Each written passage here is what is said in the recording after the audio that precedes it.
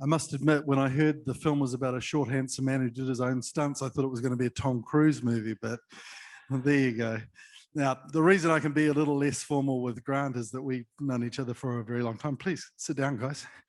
I was in Singapore too, so I've known Grant since 1998. So we haven't seen each other for about 6 years, though. Great to see you again.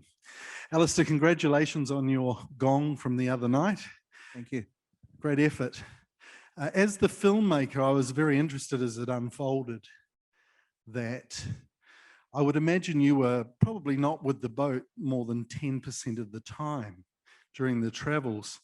What sort of challenges did that bring as a filmmaker in terms of getting the right material that you needed to tell the story? Or was it the dog and the tail? Did the story unfold as you got the material? You start off thinking that you're going to make a story about Grant rowing all the way to Australia and then cycling across and then rowing to New Zealand. But you find out about a week after you start that everything's gone wrong and you never know what's going to actually happen. And so you've got to, it really is just trusting your process. I came up with an idea just talking about shooting with love in your heart. You just do your best and you hope that when it comes to putting it all on the computer, that you can find a story. And so I kind of think of it like, some people say, is it like a jigsaw? It's more like a mosaic because you're just trying to put together all these different parts. And of course, Grant did it. Grant and Charlie and Luke did an amazing job filming all that stuff on the boat. And Grant's learned some new words like B-roll, which he's doing an amazing job filming all of this.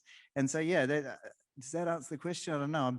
What was the major challenge for you though in terms of getting the film to that finished article?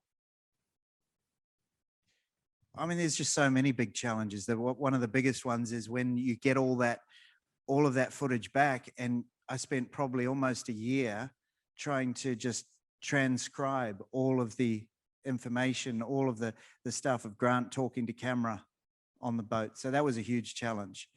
But it just comes down to just writing. You know, you sit down and you write the story out, what's coming out of your head the whole time. And try and tell the story through Grant and Charlie and Luke, rather than me going and putting my spin on it, you know, by putting my voice over the top of it. So X, in terms of, obviously you had your hands full every day coping with the expedition. Did the filming become an inconvenience or was it all part of your regular day? The difficulty with filming is that when the sun's out and everything's going well, it's very easy to turn the cameras on. The real challenge was forcing myself to turn the cameras on when the shit hits the fan, because that's the exciting stuff, not just when the sun's out. Excellent. Now, tell us a bit, I mean, I know you quite well and I understand what type of person you are, but in your view, adventurers and expeditionists, they're a certain type of person. Do you think they're born that way, or is it the way the world molds you in terms of your experiences? I can't speak for other people. And by the way, I'd just like to acknowledge some of the amazing people. You're all amazing out there. But there are some amazing adventurers as well. You know, we have Sean Quincy up here. We've got Scott Donaldson. We've got Lynn over here, who's the first woman to kayak around New Zealand. We've got Nigel Cherry, who's rowed across the Tasman.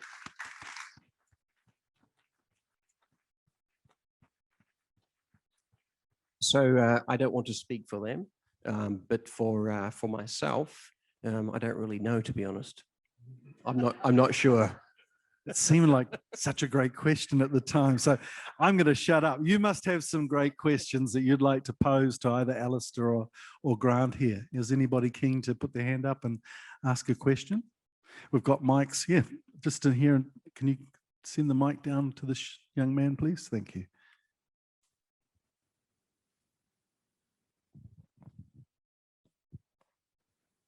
There was a scene where you're in the cabin and it's at night, and you obviously worked out that the trajectory of one of the ships was going to collide with you. You're awake, obviously you could contact them. how did you mitigate situations when you were asleep? Yeah. So basically, if you're in the shipping lanes, you can't sleep. And that's one of the big challenges when you're by yourself. So possibly the scariest time for me of the entire expedition, when literally my heart wanted to jump out of my chest and I was absolutely terrified, was when I was in the shipping lanes in bad weather at nighttime, and those vessels were coming through.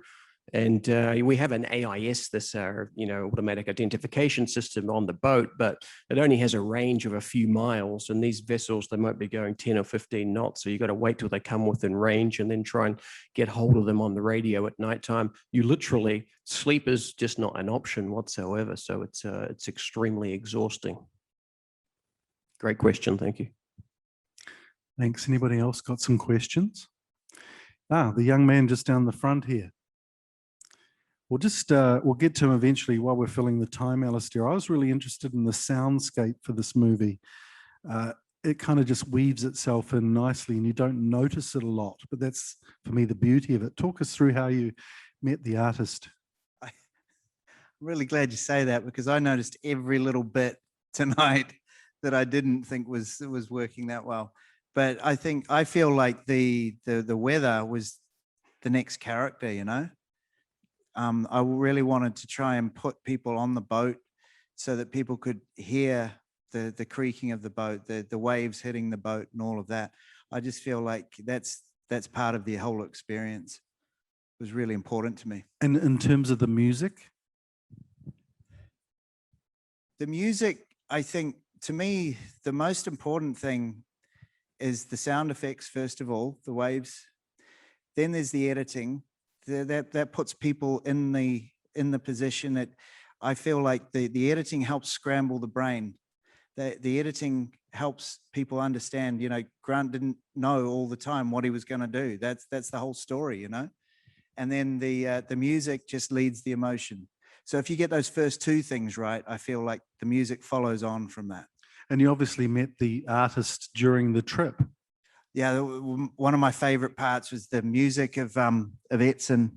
Thank you for bringing that up, actually, because I met Etzen when we stopped in East Timor, and Etzen Kaminya, and he's one of the most beautiful, wonderful people that I've ever met. And he just made some beautiful music, and I kept in touch with him, and I asked him to make the theme music for the film we've just seen.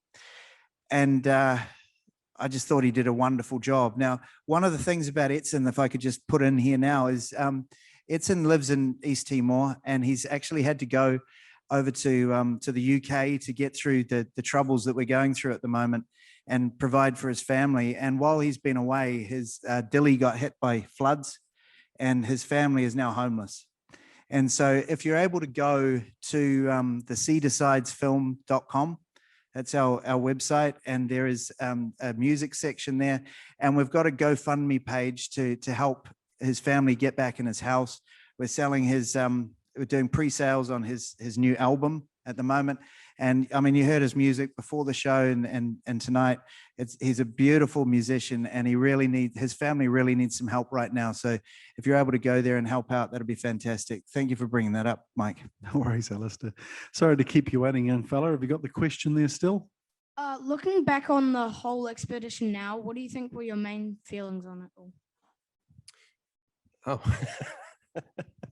that's a very good question as well. I mean, it's quite a long journey. So, I hadn't seen this documentary until tonight. This is the first time that I've actually watched it as well. So it brought back an incredible amount of emotion tonight to see it and remind me of parts of it, which, to be completely honest, I'd forgotten. But most of it, the feeling that I have watching that is a sense of contentment, actually, because I know everything that you saw there, I left nothing on the table. Okay, I tried as hard as I could. Sure, I might have made some different decisions looking back on it now, but it wasn't through a lack of effort. So having that feeling that you know that you've given it your best shot, and you're still here, and you've got the opportunity to go again, is a very nice feeling. Thanks for the question. So, are you going again? So we have a new boat which is just wet tested last week in the UK, and hopefully when that comes out and we manage to do some testing in Singapore, I'm pretty excited about getting out there for another attempt. Yeah. Wonderful. As your young daughters, who were obviously very young at the time of the expedition, grow, they must be maturing and having some thoughts about your challenge and what's the feedback to get from them? Yeah, they talk about the Tasman Sea all the time. They talk about Mount Everest all the time. And it wasn't something that I told them about. They just seem to pick that up. We talk about adventure all the time. We go on adventures all the time. I think literally it's going to be ingrained in them. I've slowly been convincing them, but when they hit 16, we're going to row across the Atlantic together in a three-person boat. Mum doesn't have to come. She can meet us at the other side. So at the moment, they think that's a great idea. Does anyone else have any other questions? Got one over there. Thank you, sir. There's one down here too. Hey, Grant. Oh, here we go. Hey, Grant, so you can't control the ocean. So what are you going to change to ensure you succeed next time? Yeah, where is that? Was that Nigel by any chance? Nigel, by the way, has rowed across the Tasman. So give that man a big round of applause.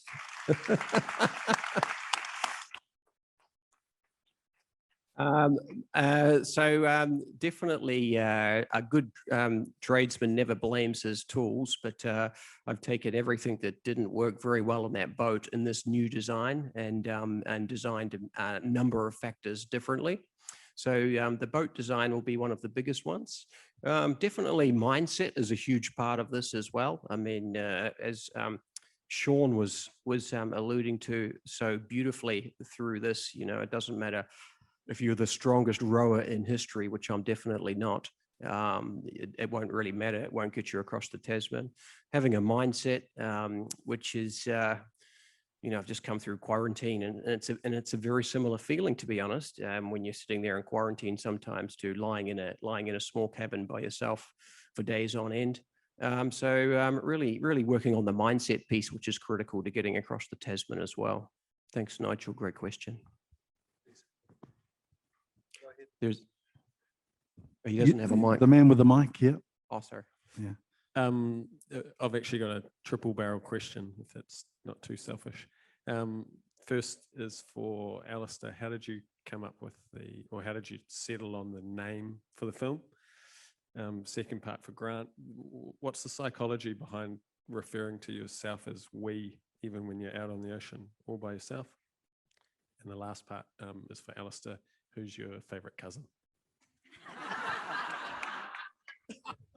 Karen.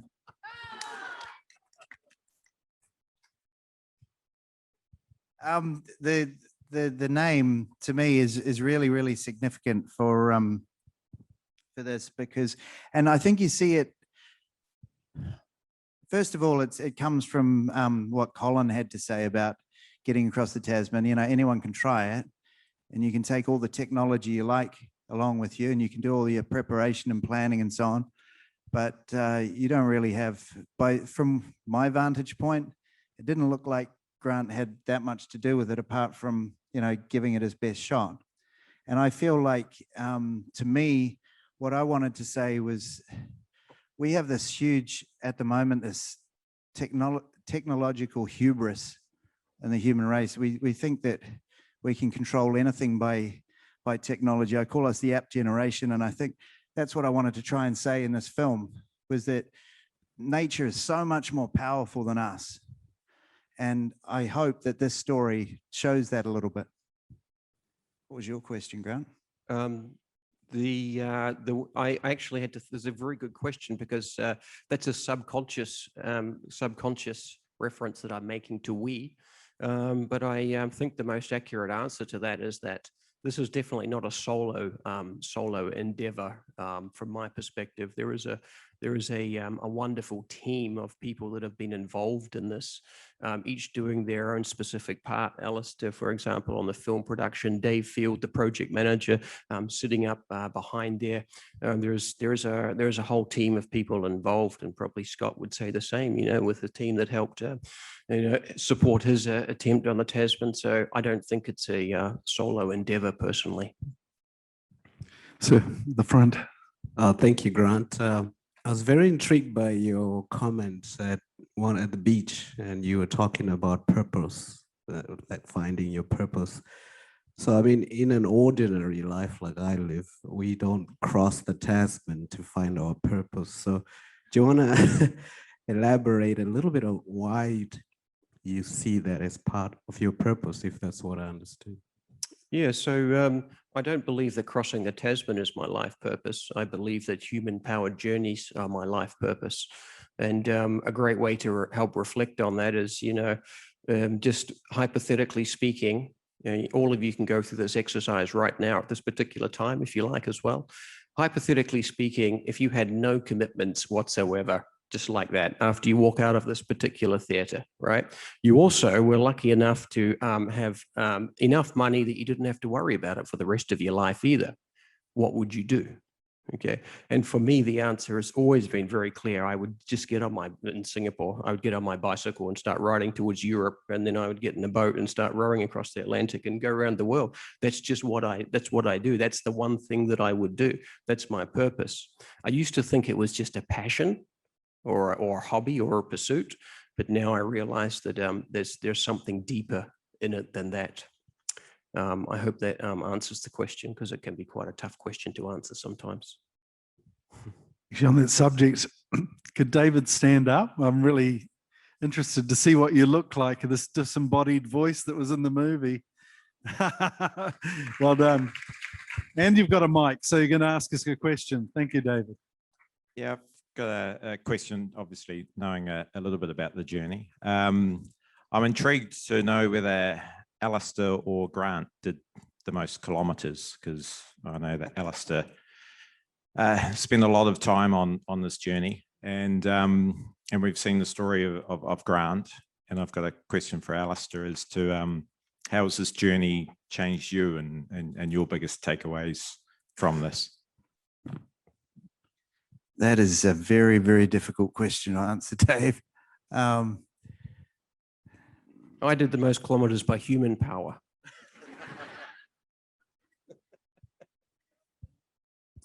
I think the thing that it's taught me the most is just the way that when Grant started off this expedition, it seemed like it was just the story of a guy wanting to row and cycle 12,000 kilometers. And that is what it is on the face of it. But it is so much more than that. All along the way, I sort of feel like there was a big net behind the boat. And the further he went, the more people he gathered. And, he's just gathered people the whole way along until we're all sitting in this theater right now. And it was a solo adventure, but it just pulled together so many different people. And I think there's something very, very powerful about that. So I suppose if there was one thing that I learned from it, it's just the power of dreaming, of inspiration, how important it is to all of us to do that. And, we just all saw he didn't make it across, but the reality is he did, and he's made it here tonight.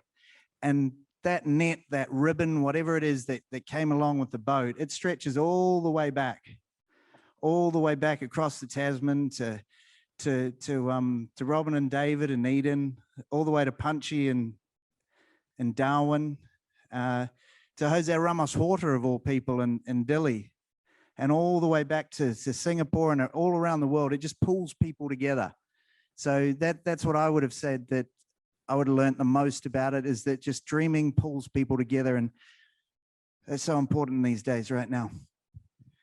Grant, you've obviously had huge highs and lows in other expeditions that you've done. And the emotions are so palpable, when we see the movie, your desperation and anger. How do you cope when you return back to normal life, the flatness of life, compared with what you were doing? Well, yeah, that's always a massive challenge. And generally, the better the expedition is, the harder the return is. And, you know, by having this massive goal in front of you, which gets you out of bed, drives you for years of your life, sometimes when you achieve that goal, you win something, but you lose something in the process. So I always have I wouldn't call it maybe a depressive state, but it's a very can be an empty, very interesting feeling coming back from expeditions, where you feel a bit like a rudderless ship because you've achieved something, and like I say, you've lost that thing in your life, and that's when it becomes really important to find that next thing. We get the same in showbiz as well after last night. So Alistair, in terms of your journey, what's your next project? What are you working on for the future? I've got a couple of little things in my head, but I'm just trying them out at the moment. So there's nothing really that I can talk about at the moment. Gosh, I'm getting a few dead ends tonight, aren't I? This Can is I worse just- than I would- politics. Can I say one thing, Mike, that I haven't, I really want to say, and I haven't had the chance to say it yet, is just, this is the first time that Grant has watched this film. And I really want to thank him very publicly right now for the trust that he's put in me to tell his story. And that, you know, everything you saw up there is his authentic story. I didn't change anything. What a fantastic person to make a film about, to not push me in any different way. That was just creatively, that's just so brilliant. So thank you very much, Grant.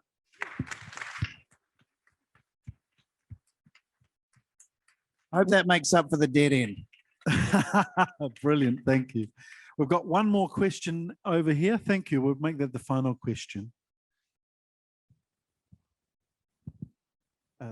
Yeah, I just had a question for Grant. Is the ocean your friend or your enemy? I can't actually see who asked that. That's a great question. Oh, up the back there. You know, when I used to play rugby, And referee at the same time. he may was I add. one of the best referees I've ever assisted. But when I used to play rugby, I used to hate my opponent, literally hate them on the field. Off the field, I can have a beer with them and shake their hand and stuff. But I used that hate, and some people might be a bit shocked by this, but I used that hate as a massive amount of motivation. But as I say, when I came off the field, that's a great thing about playing a sport like that. You know, you can shake hands with them. When I went to, I attempted Mount Everest 2 times, and the first time I went to Everest, I decided that Everest was going to be my friend, and it kicked my ass massively, and I realized it wasn't my friend at all. So when I went back, I hated Mount Everest, and I literally did battle with it. And when I came off and I waved goodbye as I left Mount Everest, then it became my friend after that. So my particular mindset with the Tasman, for example, was it's definitely not my friend. I hate it. It's a battle I'm going to go into. And when I stand on the other side of it, then I'll respect it and we can walk away like that. But that's my particular mindset personally.